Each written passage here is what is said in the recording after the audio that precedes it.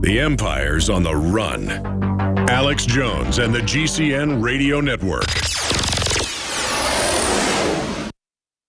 I began to get into iodine a few years ago because it was helping me and my family so much get healthy and detoxify. Most people know that iodine deficiency has been a crisis around the world. Iodine is key to so many of the body's functions, especially the thyroid. I discovered a product being developed by Dr. Group.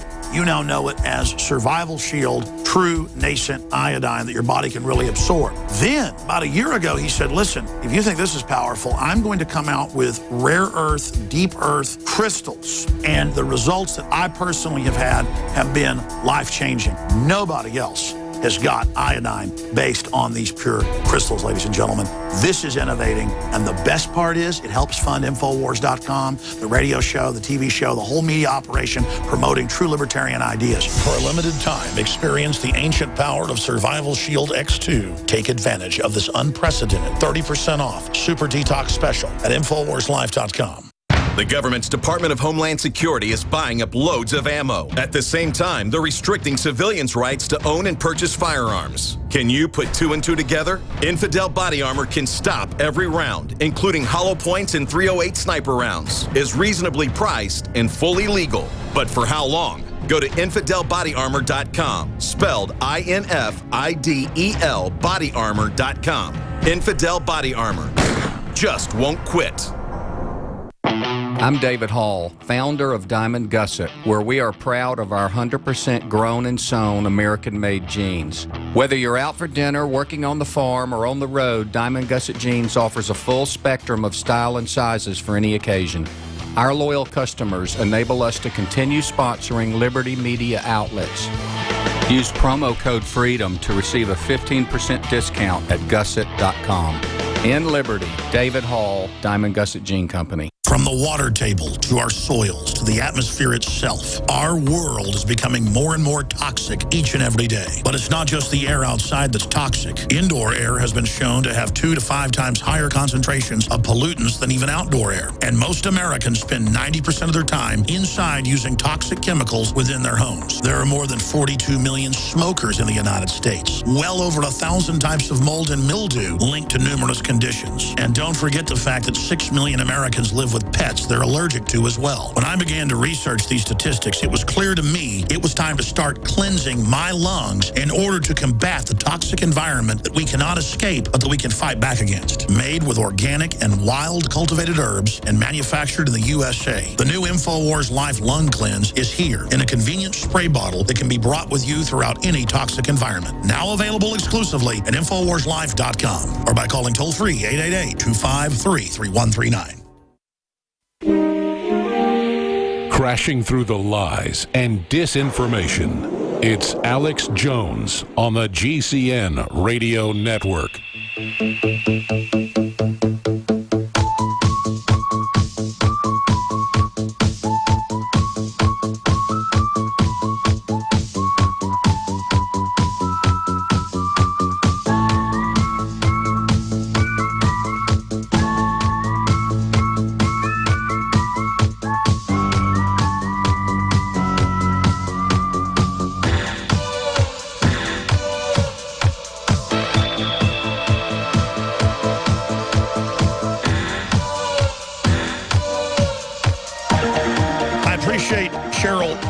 Joining us. We're going to have her on for an hour, but the police state is unfolding so fast that we've only got her on for 30 minutes, but I want to invite her back on for a full hour in the next few weeks. She was also on with David Knight.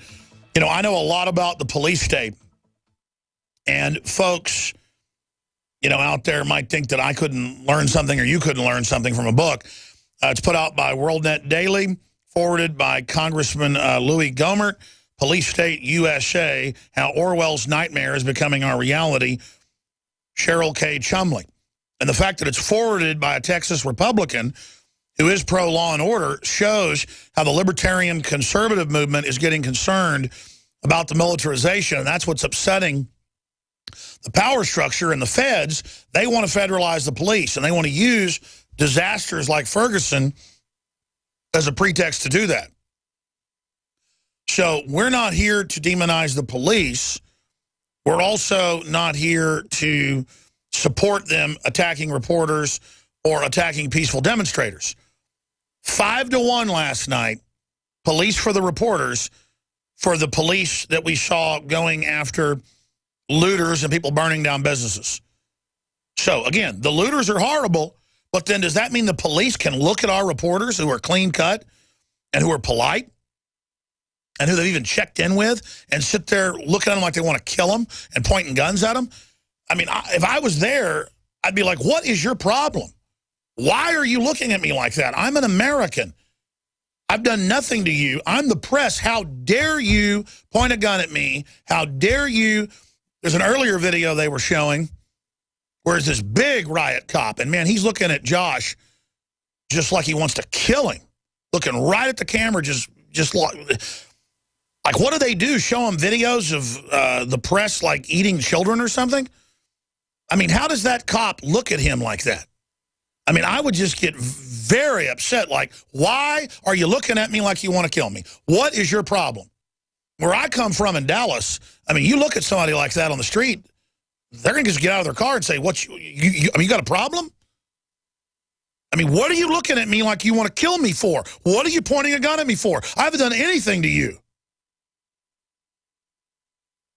I mean, it's disgusting. The mentality that they put in some of these cops' brains, it's going to start a civil war. You mix a bunch of these crazy thugs that are coming in out of St. Louis and other states. I'm ranting. We've got our guest on with us. We sell the book. It's excellent. It's full of documentation. Police State USA. Cheryl Chumley. It's available at InfoWarsStore.com. Don't forget this hour is brought to you by MyPatriotSupply.com, MyPatriotSupply.com/Alex. Super high quality, non-GMO, great customer service, 866-229-0927, MyPatriotSupply.com/Alex. You can find their weekly and monthly specials there, and you can also find the very same food, because we're a distributor for MyPatriotSupply.com at InfoWarsStore.com. So take advantage of that either way. Okay, Cheryl, I want to get your take on what's happening in Ferguson right now. And then I want to backtrack it into your book that goes over the history of this and how it's developed. But quite simply, you've got a lot of military-industrial complex interest, a lot of them that are foreign, who want a new market, and they know there's a lot of social problems in America that have been exacerbated, in my view, by the left, who wants dependence. And so there is a real market to not fix problems, but to actually let them get worse. Like FEMA got its funding doubled for disasters after Katrina. So we have a government where screwing up gets you a bigger budget. Well, that's a recipe for disaster, in my view. And we've had sociologists come out and say, no, that's why the political class wants to create crises or exacerbate them, as the former White House Chief of Staff said a few years ago, Rahm Emanuel. So, again, thank you so much for coming on with us. Folks can also get the book in bookstores everywhere. I've seen it in Barnes & Noble or at WND.com. Thank you for coming on. Hey, Alex. Thank you so much for having me. It's great to be here. So the circumstances aren't the best with Ferguson in the background. Give us your take on Ferguson. You know, it's a moving target right now. But I will say, when Ferguson first broke, my initial reaction was to wonder why the police had to roll out the military-grade equipment so quickly. You know, now you look at the scenes, and a lot of people will look at what the police are using in terms of what they say they need to justify to defend their police officers, keep them safe.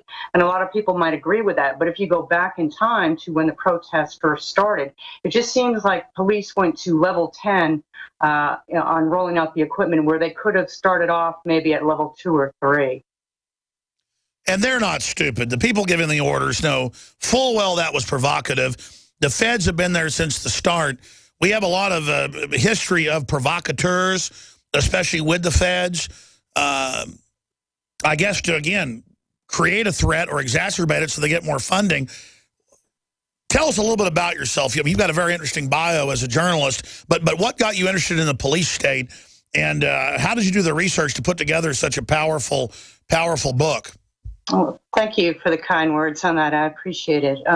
My background is about 15 years now in reporting and journalism, and like most reporters, I started out on the local level And I kind of keyed in on constitutional issues. When I would go to Board of Supervisor meetings and zoning meetings, I would notice how local regulators had great impact on stopping people from building a home, from putting up a shed, from paving a driveway. And I noticed that all came from the federal government, the EPA and so forth.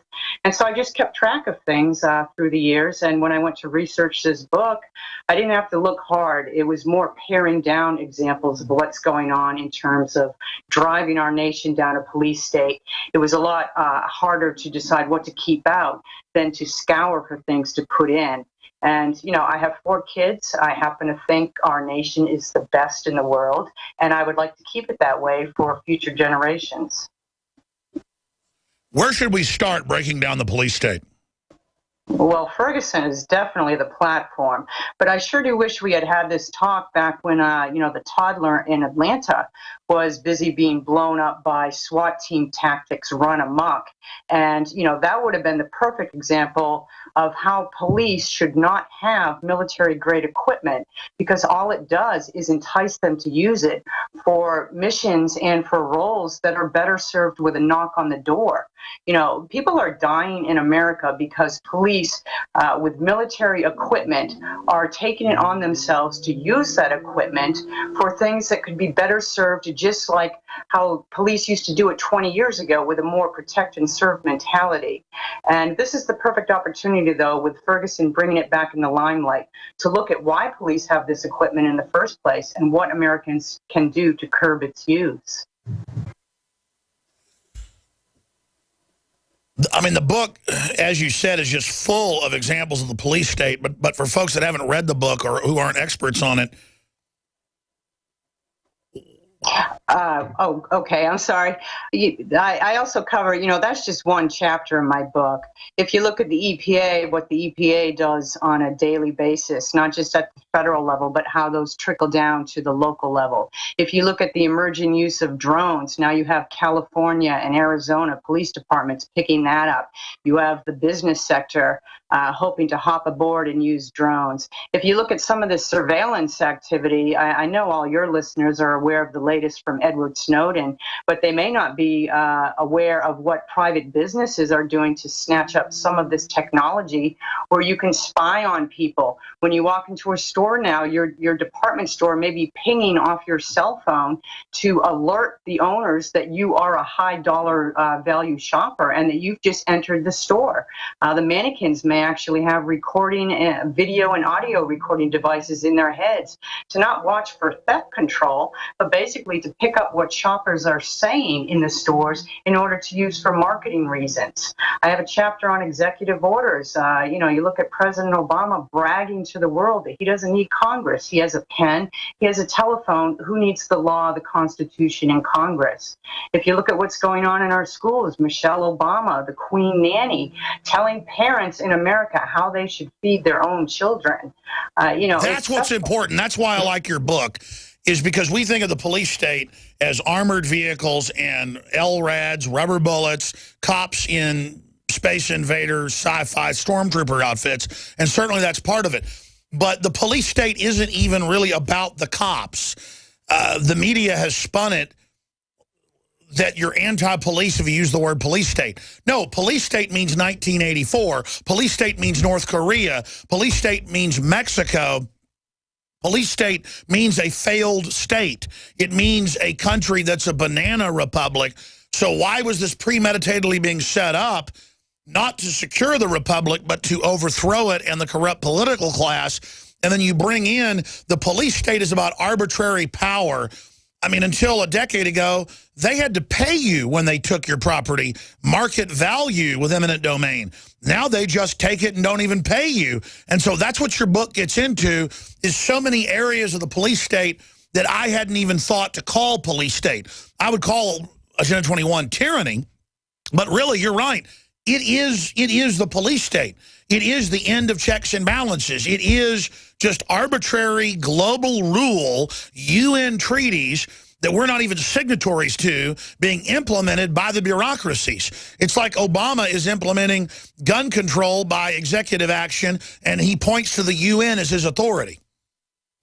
And here's the real danger. Most of it's being done with a smile. Most of it's being done